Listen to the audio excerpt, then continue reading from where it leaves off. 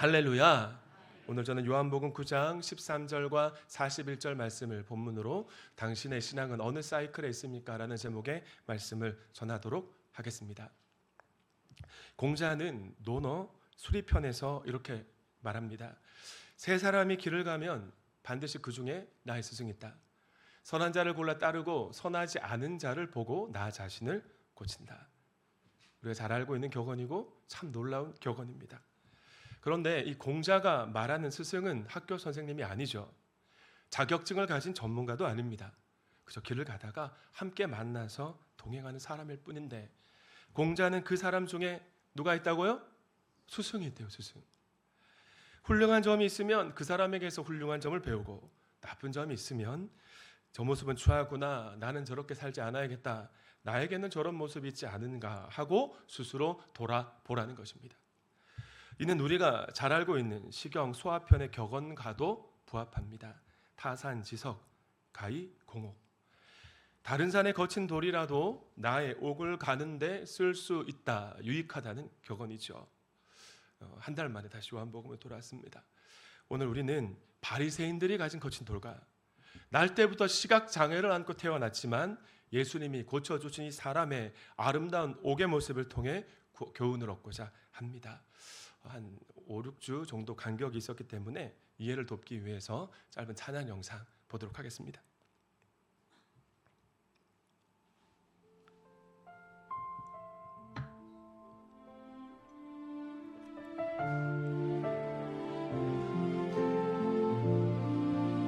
태어날 때부터 어둠 속에 살았죠. 세상의 빛 한 줄기도 본 적 없었죠. 사람들은 내게 말했죠. 너의 죄 때문이라며. 하지만 주님은 말씀하셨죠. 나를 향한 주님의 뜻을 알게 될 거라고, 보게 될 거야. 새로운 눈으로, 진흙과 침으로 내 눈을 만지셨죠. 이제 봅니다 주의 얼굴을, 내 영혼에 비치신 그 사랑을. 이제 봅니다 나의 눈을 뜨게 하신 그 손길을.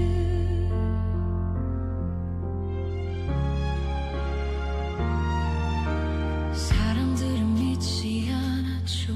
그분이 나를 고쳤다는 걸. 나는 한 가지만 말했죠. 내가 이제는 볼 수 있다고. 실로암 연못에 눈을 씻은 이 세상이 내 눈앞에 펼쳐졌죠. 보지 못한 것도 주님의 계획, 볼 수 있는 것도 주의 뜻이었죠. 이제 봅니다 주의 얼굴을, 내 영혼에 비치신 그 사랑을. 이제 봅니다 나의 주를, 눈을 뜨게 하신 그 손길을. 자, 여기까지 보겠습니다. 이제 봅니다. 날 때부터 시각장애를 안고 태어난 사람이 눈을 떴습니다. 일반적인 일이 아니잖아요. 구약 성경을 보면 병 고침을 받는 사람의 이야기가 참 많지만 놀랍게도 시각장애인이 고침받았다는 이야기는 단 한 건도 기록되어 있지 않습니다. 그 사람이 이렇게 고백하는 거예요. 나면서부터 눈이 먼 사람의 눈을 누가 뜨게 하였다는 말은 창세로부터 이제까지 들어본 적이 있다 없다? 없다. 제 마이크 더 올려주세요. 물론 열왕기하 6장을 보시면 엘리사의 기도로 아람 군대, 시리아의 군대가 눈을 뜬 사건이 있기는 합니다. 그러나 이 사건은 오늘 본문과 성격이 전혀 달라요. 아람 군대는 원래 눈이 멀쩡했던 정상인이었습니다. 하나님이 엘리사가 기도할 때 그들의 눈을 잠깐 멀게 하셨다가 엘리사가 다시 기도하자 다시 회복시켜준 사건에 불과했어요. 그러나 오늘 본문 속 주인공은 날 때부터 단 한 번도 빛을 본 적이 없는 선천적 시각장애를 안고 태어난 사람이었습니다. 예수님께서 이 사람에게 존재하지 않았던 시각 기능을 완전히 새롭게 열어주신 거예요. 실로 엄청난 기적이 일어난 것입니다. 우리 영상으로 본 것처럼 애니메이션이었지만 한번 상상해 보세요. 그 주변에 있는 사람, 그를 아는 사람, 부모님들도 마치 자신이 고침받은 것처럼 기뻐하지 않았겠습니까? 그러나 이 위대한 기적 앞에서도 전혀 기쁘지 않고 오히려 불편한 사람들이 있었으니 그들은 바리새파 사람들이었습니다. 그들에게는 예수님이 행하신 놀라운 기적도 한 인간이 오랜 고통에서 해방된 감격도 전혀 감흥이 없었어요. 그들이 불편해하며 나를 세운 이유는 오직 한 가지였습니다. 14절 말씀 함께 읽습니다. 시작.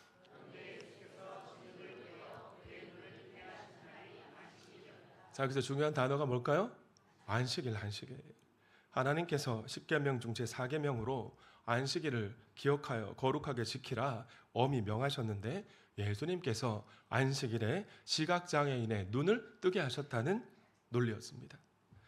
그러면 성경에 보면 율법이란 단어, 율법이란 표현이 자주 등장하잖아요. 성경에 등장하는 율법은 크게 두 가지입니다. 첫째, 하나님이 모세에게 직접 주신 저를 따라합시다. 성문율법.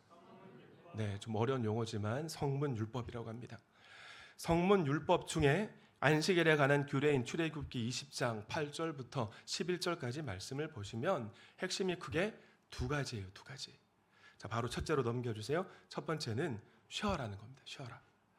여세 동안 일하고 일곱째 날에는 쉬라는 겁니다. 그럼 왜 쉬어야 되느냐? 두 번째, 일곱째 날을 하나님을 위해 구별하여 거룩하게 지키기 위해 쉬라는 거예요. 가끔 엿새 동안 태초에 천지 만물을 창조하신 하나님이 지치셔가지고 일곱째 날에 쉬셨다고 오해하는 분들이 계시죠. 그러나 우리가 믿는 하나님은 지치지 않으시는 하나님이신 줄, 신이신 줄 믿습니다. 그분 지치지 않으세요. 하나님이 자신을 위해 쉬신 것이 아니라 살아가는 인간과 사랑의 교제를 하시려고 일곱째 날에 인간을 위해 쉬신 겁니다. 또 거룩의 개념을 오해하는 분들이 참 많으시죠. 대부분 다 오해를 하십니다. 그러나 거룩이란 우리가 생각하는 그런 것이 아닙니다. 예를 들면 구약 시대에 그릇이 하나님께 드리는 제사에 사용되면 그때부터 거룩한 그릇이 되는 거예요. 하나님을 위해 구별되었으니까. 거룩의 의미가 뭡니까? 하나님을 위해 구별된 삶, 구별된 것들입니다. 신약의 안식일인 주일을 하나님을 위해 온전히 구별하여 지키는 거룩한 동암의 모든 형제 자매가 되길 축원합니다. 정리하면 안식일이란 어떤 날입니까? 저를 따라 하시겠어요? 하나님을 위해 온전히 헌신하는 날. 아멘이십니까? 여러분, 주일은요 가족과 함께 여행 가는 날이 아니고요, 하나님을 위해 온전히 헌신하고 하늘 가족들과 함께 사랑의 교제를 하는 날입니다. 아멘. 우리 목장 식구들이 참 너무 잘하잖아요. 아침에 교회 와서 헌신하고 점심 먹고 또 아이들과 함께 교제하고. 여기서 우리는 한 가지 질문을 던지게 됩니다. 그렇다면 왜 바리새인들이 그토록 율법 하면서 집착하게 된 걸까? 사실 그 시작은 하나님이 주신 성문 율법을, 모세에게 주신 율법을 어떻게든 철저하게 더 잘 지키고 싶은 순수한 사랑과 열정에서 시작되었습니다. 그리고 그 기원은 바벨론 포로 시기로 거슬러 올라가는데요. 기원전 586년에 남유다 왕국이 바벨론에 의해 처참하게 무너졌잖아요. 나라를 잃고 포로로 끌려간 이스라엘 백성들 사이에 반성의 목소리가 터져 나온 겁니다. 우리가 하나님이 주신 율법을 외면하고 우상을 섬겼기 때문에 하나님께 심판을 받은 것이다. 이제라도 다시 율법으로 돌아가자. 하나님께로 돌아가자. 그렇게 하나님의 말씀을 철저히 지키자는 신앙 회복 운동이 바벨론 포로지 전역에서 들풀처럼 일어났던 것입니다. 그부터 세월이 흘렀어요. 기원전 539년 영원할 것 같았던 바벨론 제국이 페르시아에 의해 무너지고 페르시아의 고레스 왕이 집권합니다. 근데 이게 웬일입니까? 피종복민을 잔인하게 억압했던 바벨론과는 달리 페르시아는 파격적인 관용 정책을 펴는 거예요. 고레스 왕이 포로 생활을 하던 이스라엘 백성들을 그리운 고향 예루살렘으로 돌려보낸 것입니다. 느헤미야 8장을 보시면 학사 에스라가 바벨론 포로에서 돌아온 이스라엘 백성들과 함께 수문 앞 광장 앞에 모이는 장면이 기록되어 있습니다. 에스라가 백성들 앞에서 하나님의 율법책을 낭독합니다. 그러면 백성들 사이에 끼어있던 랍비들이 율법책 뜻을 해석해줘요. 가르칩니다. 율법책 안에 담긴 하나님의 뜻을 알게 되자 온 백성들이 울며 회개하는 놀라운 영적 각성과 영적 부흥이 일어나게 된 것이에요. 자, 그런데 이때부터 랍비들이 하나님의 율법을 백성들에게 가르쳐주고 해석하는 일이 본격화되었고요. 세월이 흘러요. 랍비들의 가르침이 쌓일 거 아닙니까? 세월과 함께 이러한 해석들이 쌓여가면서 훗날 복음서를 읽을 때 이 바리새인들이 예수님과 함께 신랄하게 대립하는 그 율법, 장로들의 유전 또는 구전율법이라고 하는 구율법이 만들어지게 된 것입니다. 이를 둘째, 장로들의 유전 또는 구전율법이라고 합니다. 하나님이 직접 모세에게 주신 율법을 성문율법이라고 한다면 장로들의 또는 구전율법은 인간 랍비가 성문율법을 일상생활에서 잘 지키고 싶어서 인간이 만든 세부 조항이라고 보시면 될 것 같아요. 여러분 이 차이를 아시겠어요? 네. 랍비들은 안식일을 철저히 지키기 위해 일상생활에 온갖 행위들, 백성들의 삶을 규제하기 시작합니다. 안식일에 관한 세부 규례도 촘촘하게 만들었어요. 그런데 그 중에 안식일에 흙을 반죽하면 안 된다라는 세부 조항이 있었던 것입니다.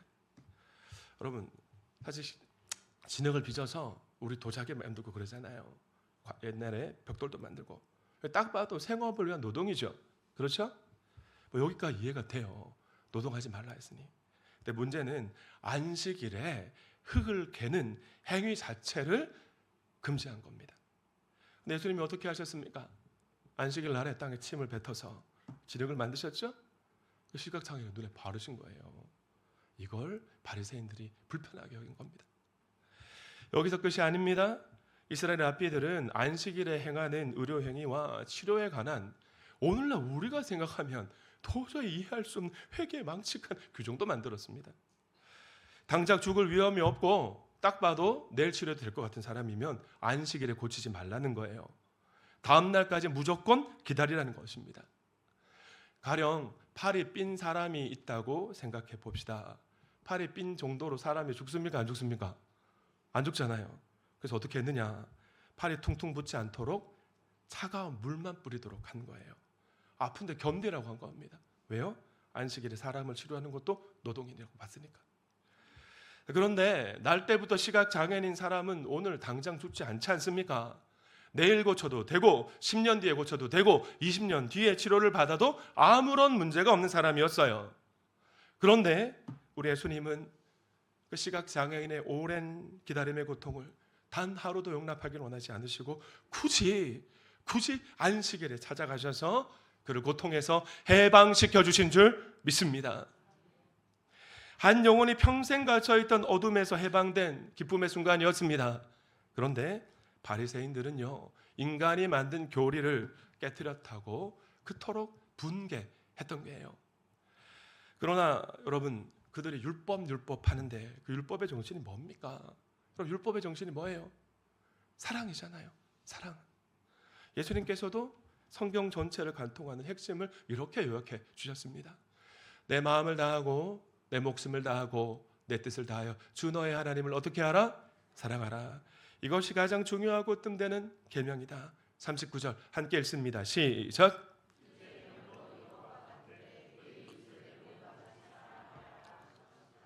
율법의 모든 알맹이를 모아서 하나로 흡축한다면 사랑입니다. 사랑. 하나님 사랑, 이웃 사랑. 하나님을 지극히 사랑하는 그 사랑을 가지고 하나님이 사랑하시는 이웃을 사랑하는 것이 율법의 정신인 줄 믿습니다. 그래서 진짜 율법의 정신을 알고 가진 사람이라면 이웃이 짊어진 수고하고 무거운 짐을 어떻게든 함께 나누어 지려고 해야 마땅한 것인데 바리새인들은 어떻게 했느냐? 율법의 정신인 사랑을 추구하기보다 사람이 만든 율법의 형식을 가지고 이웃을 판단하고 트집 잡고 억압했습니다. 가뜩이나 고단한 이웃의 어깨 위에 율법이라는 감당치 못할 무거운 짐을 한가득 얹어버린 거예요. 지난주에 수고하고 무거운 짐진 자들아 다 내게로 오라, 예수님의 초청 말씀을 나누었는데 그 무거운 짐 중에 이 바리새인들이 한 몫을 했던 것입니다. 여러분, 날 때부터 눈먼 사람이 눈을 떴습니다. 기쁜 일이죠.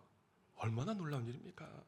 그러나 바리새인들의 눈에는 예수님이 안식일에 진흙을 개었고 안식일에 병자를 고쳤다는 사소한 것만 눈에 들어왔습니다. 근데 더 두려운 것은 우리 역시 영적으로 깨어있지 않으면 언제나 이 바리새인이 될 수 있다는 거예요. 우리 가운데 그 누구도 예외가 없습니다. 누구도. 교회 생활을 하다 보면 교인들과의 관계 속에서, 가정생활을 하다 보면 배우자와의 관계에서, 부모 자녀와의 관계 속에 하나님이 사람을 통해 하시는 크고 작은, 크고 놀라운 일이 보이지 않고 별것도 아닌 일 가지고 사소한 것에 걸려서 막 선전근거할 때가 있잖아요. 그럴 때 우리는 잠시 멈추어서서 스스로 질문해야 됩니다. 지금 내 모습이 바리새인 것 같지 않은가? 나는 지금 하나님의 사랑으로 내 가족을 살리고 이웃을 돌보고 그리스도의 몸된 교회를 든든히 세워가고 있는가? 아니면 완벽주의와 교만에 사로잡혀서 하나님이 행하신 아름다운 것, 좋은 것은 보지 못하고 사소한 것 갖고 꼬투리 잡고 내 영혼도 죽이고 다른 사람의 영혼을 죽이는 말과 행동을 하고 있지는 않은가?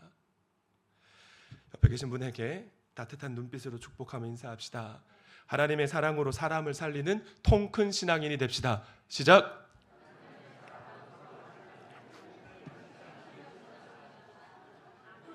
아멘.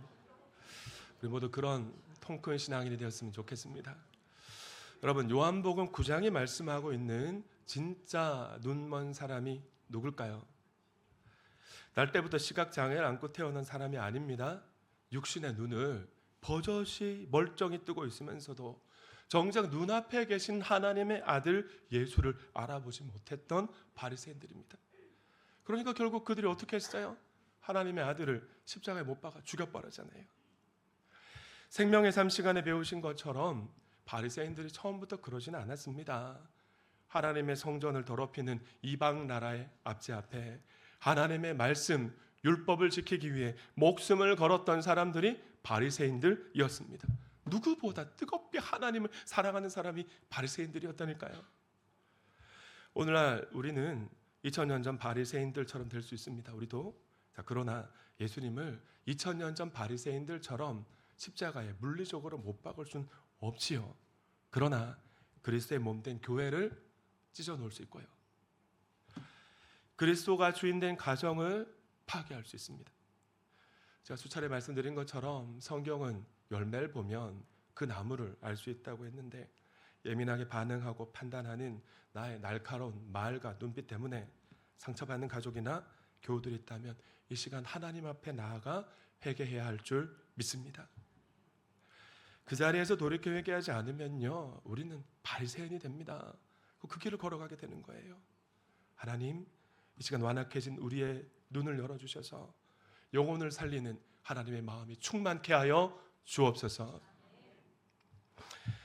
결국 바리새인들은 눈뜬 사람을 불러와서 무섭게 신문합니다. 자, 그런데 그 분위기 한번 상상해 보세요, 여러분. 청문회보다 더 살벌했을 것 같습니다. 근데 그 상황 속에서도, 압박 속에서도 이 사람이 간증을 참 잘합니다. 복잡하게 설명하지 않아요. 15절 말씀 어떻게 대답했느냐? 그분이 내 눈에 진흙을 바르신 다음 실로암 연못에 가서 씻으라 하셨습니다. 그래서 눈을 씻었더니 이렇게 보게 되었습니다. 할렐루야.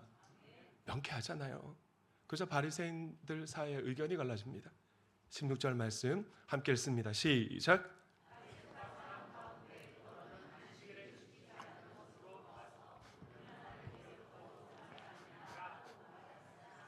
더러는 죄가 있는 사람이 어떻게 그런 표적을 행하여 보일 수 있겠는가 하고 말하였다. 그래서 그들 사이에 분열이 생겼다. 한쪽에서 이렇게 말했습니다. 예수 그자 안식일을 어겼다.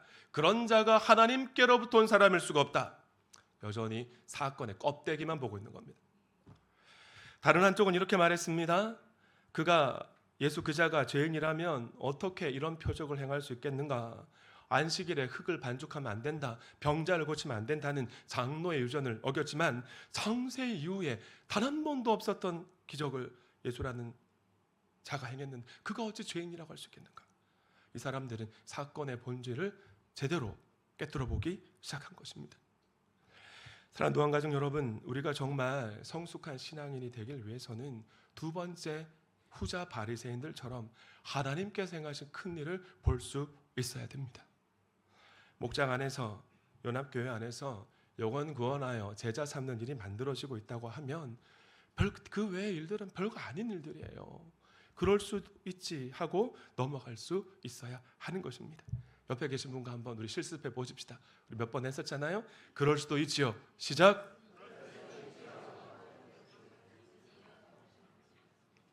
저는요, 오늘 좀 장로님들 말씀을 드리려고 하는데 우리 장로님들 때문에 목회가 참 행복합니다. 부족한 저를 든든히 밀어주시고 늘 따뜻하게 동력해 주시니까 담임 목사로서 얼마나 감사한지 모르겠어요. 우리 교회 4년 전 모습을 우리 성도님들, 이 세 가족들은 상상을 못하던데 우리 기억하지 않습니까? 우리 100명이 넘는 성도들이 교회를 떠나는 가슴 아픈 시련이 있었습니다. 그 어렵고 위태롭던 시기에 제가 예배당 리모델링을 밀어붙인 거예요, 여러분. 요즘 젊은 세대는 공간에 민감한데 위기의 순간일수록 영혼 구원하는 일을 더 잘할 수 있도록 환골탈태하고 본질에 충실해야겠다는 감동을 기도하는 가운데 성령님이 주셨기 때문입니다. 얼마 전 주일 사역을 마치고 아내와 함께 암사공원 쪽으로 산책을 다녀오는데 또 하나 이렇게 말하는 거예요. 여보, 우리 교회 장로님들 참 존경스러워요. 성도들이 그렇게 떠나갔는데 새로 부임한 젊은 목사는 교회 리모델링을 밀어붙이고 교육관 건축을 위한 비축 재정은 한정돼 있고 그런데도 당신을 밀어주셨잖아요. 지금 생각해 보니 장로님들에게는 큰 용기가 필요한 일이었을 것 같습니다. 아내 말을 듣는 순간 소름이 돋았습니다. 우리 장로님들에 대한 감사하는 마음과 존경하는 마음을 주님 부어주셨는데 아내를 통해 성령님이 부어주신 마음이라고 생각합니다. 자, 그런데 여러분, 진 목사가 잘나서 예뻐서 똑똑해서 마음이 온전히 합해서 밀어주고 도와주셨겠어요? 제 생각입니다만은 진 목사를 동암교회 담임 목사로 하나님이 보내주셨고 송건성 목사에 이어 가정교회를 잘 몰랐던 진 목사에게 가정교회 비전을 부어주셨고 진 목사를 가만히 옆에 지켜보니까 젊은 목사에서 경험은 없지만 큼지막한 일을 그래도 하나님의 음성을 들으려고 기도하면서 애쓰면서 하는 것 같다 싶으시니까 비록 진 목사의 사고방식이 조금 이해가 안 가는 것이 있고 마음에 조금 동의가 되지 않는 것이 있어도 그럴 수 있지, 그럴 수도 있지 하고 그냥 넘어가 주셨다고 생각합니다. 그래서 제가 목회할 수 있었고요. 우리 교회가 리모델링 3차까지 마쳤습니다. 예배 가정교회 원년 선포하고 목장 재개편했잖아요. 변화를 거듭해오면서 모든 가정교회하는 공동체의 소망인 12월에 평신도 세미나까지 개최하게 된 거예요. 6월 당회를 준비하면서 우리 교회 성도수를 확인해 보니까 목장에 속한 분들 제가 한 분 한번 세어봤습니다. 5년 전 제가 부흥했을 때 교세 이상으로 회복했습니다. 주일학교까지 400명 공동체가 되었어요. 하나님의 놀라운 은혜인 줄 믿습니다. 지난 6월 당회 때 결의한 내용입니다. 유아부 전사님이 보고를 했어요. 유아부 바닥이 딱딱해서 아이들이 넘어지면 위험할 것 같습니다. 부모님들의 피드백이 있대요. 다음 주간에 유아부실 바닥 공사를 하고요. 본당 에어컨 밖에 가면 기계실에 막 탈곡기 소리 나잖아요. 구조 때문에 이게 안 돼서 그런 거예요. 어떻게든 교체해 보려고 장로님들이 고민하고 계십니다. 보이는 곳에서보다 보이지 않는 곳에서 더 많이 고민하고 기도하시며 수고하시는 장로님들 존경하는 마음을 담아 격려 박수 한번 합시다. 우리 교회 장로님들처럼 크고 중요한 것을 보고 작은 것은 그럴 수도 있지 하고 넘어가시는 분별력과 지혜가 가득한 동암의 모든 형제 자매가 되길 주님의 이름으로 축원합니다. 자, 그러나 바리새인은 그렇지 못했어요. 시각 장애인이 눈을 뜬 엄청난 사건이 눈에 들어오지 않고 예수라는 자가 안식일 날 진흙을 만들고 안식일 날 병자를 고쳤다는 것만 눈에 들어왔습니다. 이들의 안타까운 모습을 다시 돌아가서 하나하나 점검하면 눈뜬 사람 불러요. 누가 너를 고쳐줬냐? 매섭게 신문합니다. 자, 그러자 이 눈을 뜬 사람이 예수님을 향해 부르는 호칭이 중요한데요. 처음에 이 사람이 예수님을 향해 뭐라고 부릅니까? 예수라는 사람. 처음에 예수님을 향한 호칭이 예수라는 사람인 거예요. 처음에 예수님이 어떤 분이신지 누구인지 잘 몰랐던 것입니다. 그러자 바리새인들은 더 구체적인 대답을 얻기 위해 심화 질문으로 이어갑니다. 17절 말씀 보실까요? 그가 내 눈을 뜨게 하였는데 너는 그를 어떻게 생각하느냐? 그러자 이 사람이 뭐라고 대답합니까? 그는 예언자입니다. 호칭이 바뀐 거 발견하셨어요? 예언자라는 호칭으로 바뀌었습니다. 예수님이 누구인지 어떤 분이신지 전혀 몰랐던 한 자연인이 예수 그리스도를 만나 육신의 눈이 떠지자 영적인 눈까지 서서히 조금씩 떠지기 시작한 겁니다.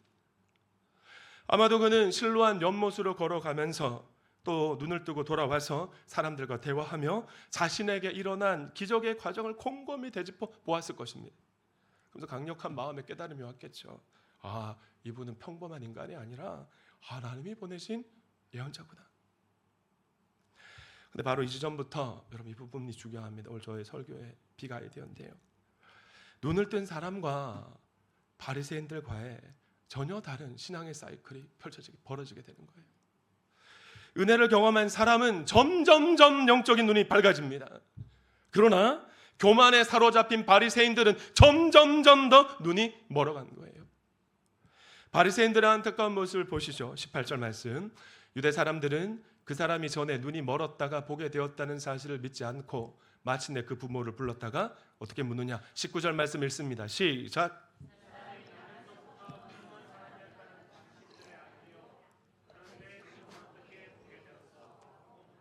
바리새인들이 처음에는 예수가 시각장애인의 눈을 뜨게 했다는 사실을 믿었습니다.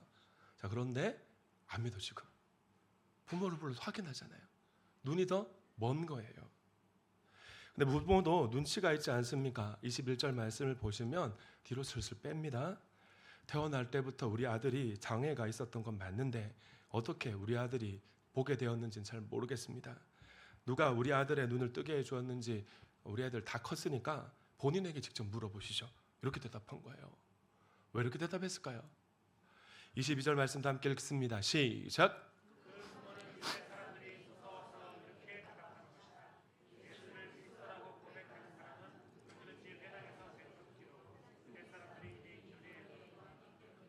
야, 뭐 이해할 수 있지 않습니까?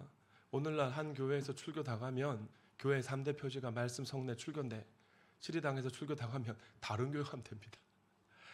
그런데 예수님 당시 회당에서 출교 당한다는 것은 언약 백성, 언약 공동체에서 이탈하는 거예요. 언약 공동체에 이탈한다는 것은 구원을 잃어버리는 것과 같기 때문에 이 부모가 무서워서 두려워서 슬슬 종교 지도자들을 바리새인들을 피한 겁니다. 그러자 이 바리새파 사람들이 눈뜬 사람을 두 번째로 소환합니다. 그리고 이렇게 겁박을 합니다. 24절 말씀도 읽습니다. 시작. 바리새인들의 눈이 멀고 있는 속도가 점점 빨라지고 있는 걸 발견하셨으면 좋겠어요. 처음엔 기적을 인정했습니다. 그런데 원래 시각장애인이 아닌 것 같다면서 부모까지 확인을 하며 눈이 멀었어요. 그런데 이제는 예수 그 자는 죄인이랍니다. 완전히 영적인 눈이 멀어버린 것이에요. 점점 더 영적인 눈이 멀어가고 있는데 눈뜬 사람은 반대입니다. 바리새인들이 자기를 불러가지고 왜 이러는지 감을 딱 잡은 것입니다. 영적인 눈이 열리니까 탐대해지기 시작해요. 27절 말씀도 함께 읽습니다. 시작.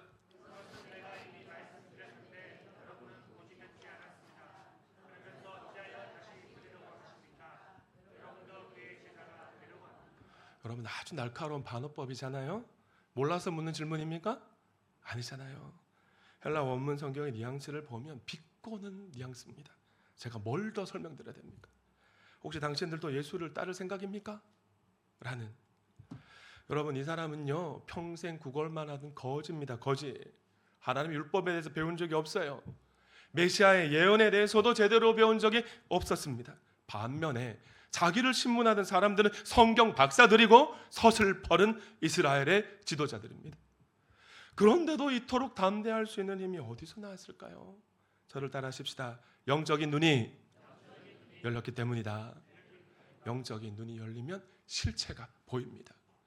그 사람의 배후에서 역사하고 있는 악한 영들의 실체가 보이고 그때부터 두려움이 사라지기 시작하는 것입니다.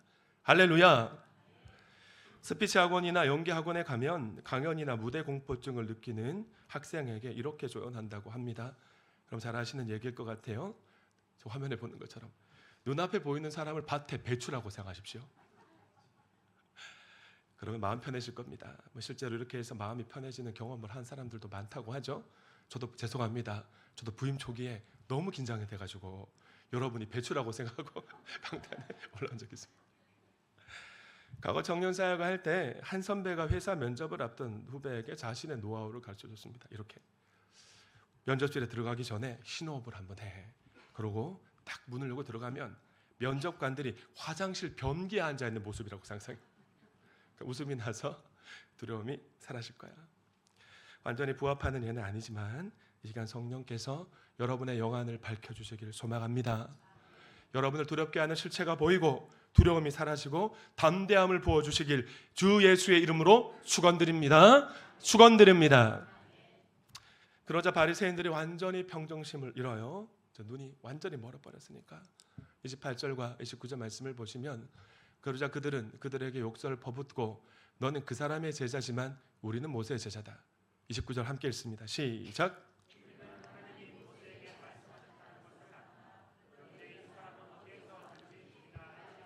그럼 이게 무슨 말입니까? 우리는 모세의 제자이기 때문에 하나님의 율법에 대해서 우리만큼 잘하는 사람 없다. 근데 예수라는 자는 어디서 굴러먹다가 왔는지 우리는 모른다. 막말을 한 거예요. 그러자 눈뜬 사람의 반응을 보십시다. 30절. 그분이 내 눈을 뜨게 하여 주셨는데도 여러분은 그분이 어디서에서 왔는지 알지 못한다고 하니 참 신기한 일입니다. 창세 이후 한 번도 없었던 기적을 행하신 분이 어디서 오셨는지 모른다고요? 정말 이상한 일이네요. 바리새인들이 예수님을 알지 못한다는 말을 탁 잡아서 이제 능청을 떨고 있는 거예요. 자, 오늘 설교를 준비하면서 오늘 본문을 묵상할 때 이 말을 하는 사람의 얼굴을 한번 상상해 봤습니다. 두려움이 있었을까요? 저는 없었을 것 같아요. 얼굴에 막 장난기가 가득하고 눈에 웃음이 있고 여유가 넘쳤을 겁니다. 그러나 말 속에 날카로운 암시가 담겨 있는 것이죠. 예수님은 하나님이 보내신 분이라는 말을 돌려서 하면서 이제 직접 논증까지 하는데 31절과 33절 말씀입니다. 하나님께서는 죄인들의 말은 들어주시지 않으시지만 하나님을 공경하고 그의 뜻을 따라 사는 사람의 말을 들어주시는 줄 우리가 압니다. 33절 시작.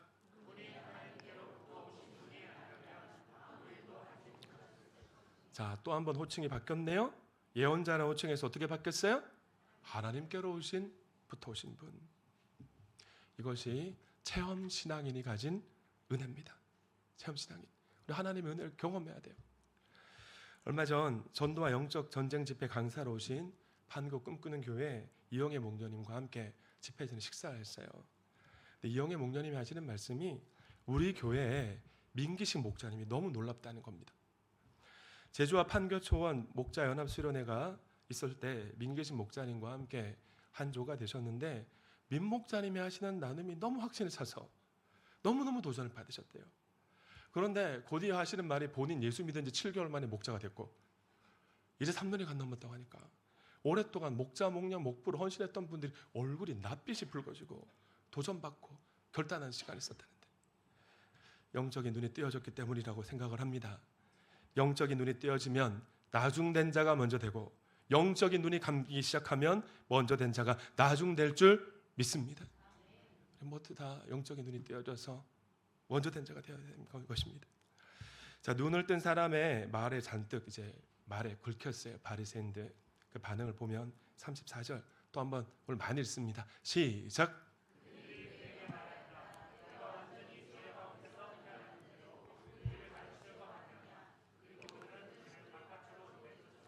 예수도 죄인이고 너도 죄인이다. 억지를 쓰면서 이제 막 폭력을 쓰면 내쫓아 버리는 겁니다. 예수님 보고 죄인이래요, 여러분. 완전히 영적으로 눈이 멀었던 모습 아닙니까? 그러나 눈을 뜬 사람은 영적인 눈이 완전히 열리는데 여러분, 회당에서 출교를 당해요. 얼마나 마음이 어려웠겠어요. 근데 마음 평안했습니다. 그런 그를 우리 예수님이 찾아가셔서 만나 주십니다. 그리고 물으세요. 너가 인자를 믿느냐? 네가 나를 믿느냐?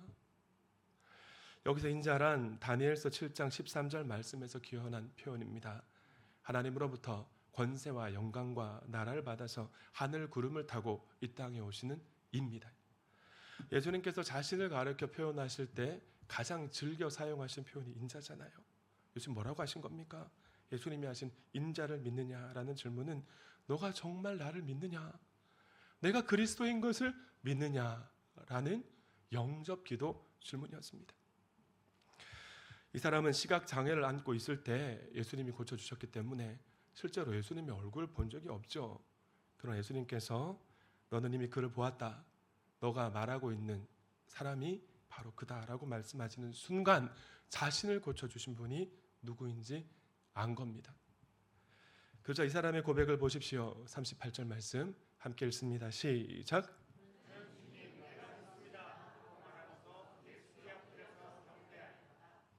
구약에서 엎드려 경배하는 대상은 여호와 하나님뿐입니다. 지금 이 사람이 여호와 하나님께 드리는 경배를 예수님께 드리고 있어요. 호칭이 이제 마지막으로 바뀌었습니다. 뭐라고 바뀌었죠? 주님, 주님, 주님. 하나님께로 오신 분 호칭에서 마침내 주님으로 바뀌었는데 영적인 눈이 완전히 열린 줄 믿습니다. 시각 장애를 가진 거지는 영의 눈까지 열려요. 활짝. 그러나 눈을 뜨고 있다고 영적 교만에 사로잡혔던 바리새인들은 완전히 영적 맹인이 되는 것이 요한복음 9장의 결말입니다. 왜냐하면 예수님께서 이렇게 말씀하셨거든요. 나는 이 세상을 심판하러 왔다. 못 보는 사람은 보게 하고 보는 사람은 못 보게 하라는 것이다. 자, 그런데 요한복음 3장 17절은 또 이렇게 말씀합니다. 함께 읽습니다. 시작.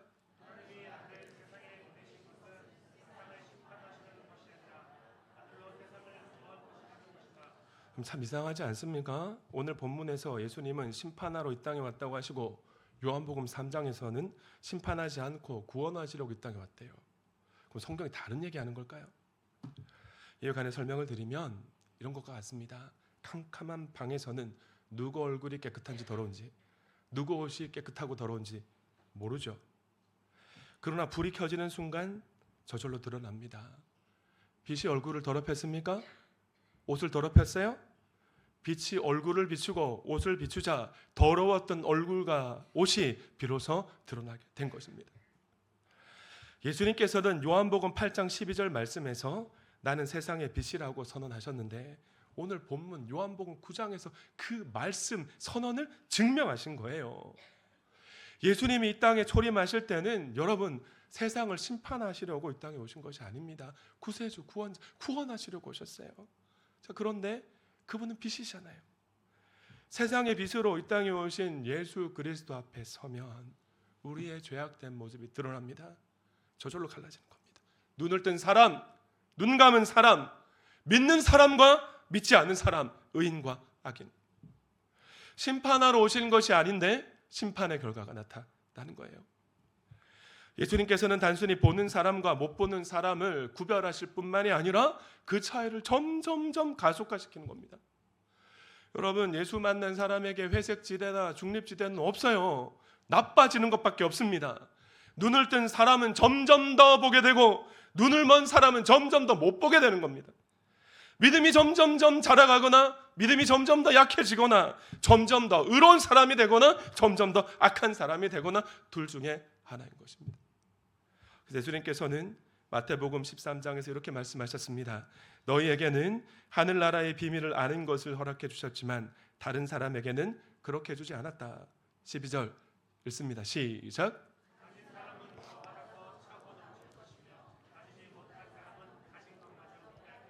자, 오늘 요한복음 9장 끝내려고 조금 시간이 지났지만 이제 마무리하면서 가겠습니다. 지난번 목회자 컨퍼런스 6겹줄 기도회 때 같은 조로 만난 젊은 목사님의 이야기입니다. 지금 신촌에 있는 한 대학교 강당에서 예배와 모임을 갖고 있어요. 그런데 그 교인의 상당수가 그 대학 교수입니다. 교수님 가족이에요.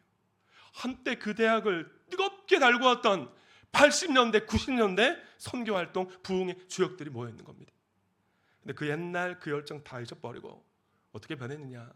주일날 한번 예배드리러 와서 어떻게 해서든지 점심 식사기 먹기 전까지 모든 사역 싹 다 마치고 집에 돌아가는 그런 공동체가 된 거예요. 젊은 목사님이 후임으로 왔으니 교회의 부흥을 위해 뭔가 해보고 싶을 거 아닙니까? 그래서 오건구원하자는 설교도 하고 제자 훈련도 해보시려고 하고 예배 시간마다 복음 설교를 하니 어떤 일이 벌어졌을까요? 오늘 본문이 말씀하는 가속과 효과가 나더랍니다. 한쪽에서는 믿음이 점점점 커져서 삶이 변하고 하나님의 사람들이 생기는데 다른 한쪽에서는 스스로 믿음이 좋다고 과거에 한껏 했다고 자부하는 사람들이었는데 마음이 강팍해지고 교회를 어렵게 만드는 사람으로 변해가는 거예요. 위로받고 싶어서 주일날 교회 왔는데 부담스러워서 못하겠답니다. 우리 이제는 교회 가까이 살지 않는데 다른 교회 가란 말입니까? 어쩌면 좋겠습니까? 그러는 거예요. 세상의 빛으로 이 땅에 오신 예수 그리스도의 복음이 들어가면 반드시 두 가지가 동시에 일어납니다. 말씀을 맺습니다. 오늘 우리는 두 부류의 사람을 만났습니다. 여러분은 눈뜬 사람처럼 지금 올라가는 업사이클에 계십니까? 아니면 바리새인들처럼 내려간 다운사이클에 있습니까? 오늘 처음 이 자리에 나오신 분들은 괜찮습니다. 잘 오셨습니다. 날 때부터 눈먼 사람도 예수님 만나는 순간 보기 시작했잖아요. 이 시간 여러분의 눈이 영적인 눈이 띄어지길 소망합니다. 반드시 오래 믿어야 보이는 건 아닙니다. 오늘 설교를 통해 내가 내려가는 다운사이클에 있구나 그걸 확인하셨다면 지금 방향을 바꾸셔야 돼요.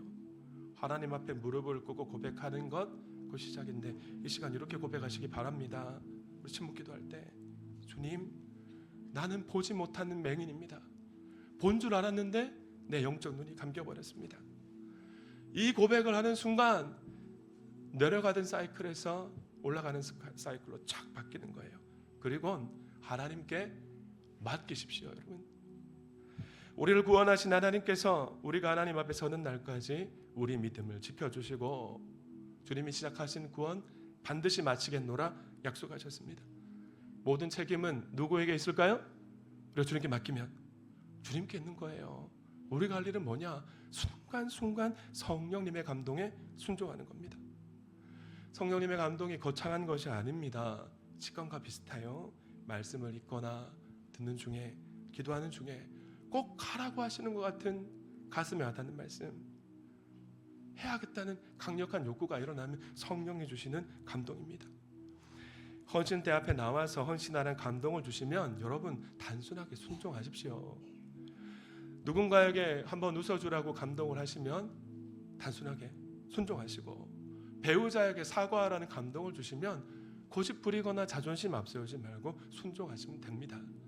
작은 것 하나하나 매일 순종하다 보면 하나님께서는 우리 사이클을 바꿔주시는 그 사이클 더 가속하게 해주셔서 영적인 눈이 환하게 열어주실 것입니다. 믿음이 빨리 자라야 된다는 조바심을 내려놓으시고 성령님의 음성에 순종하며 믿음 생활 즐기시기 바랍니다.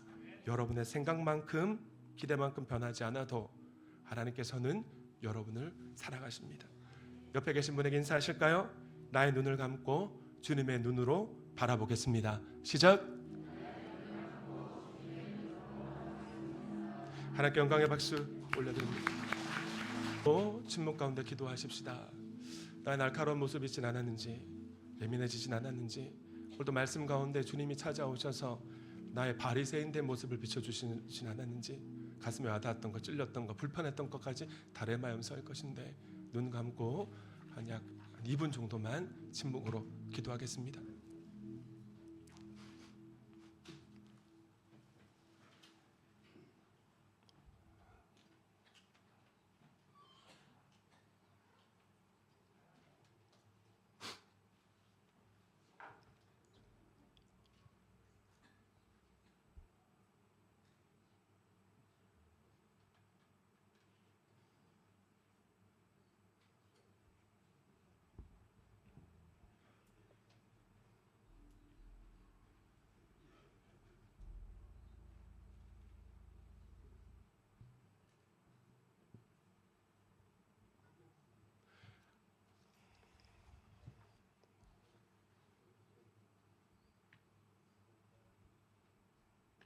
우리 함께 찬양하겠습니다. 내게로부터 눈을 들어 주를 보기 시작할 때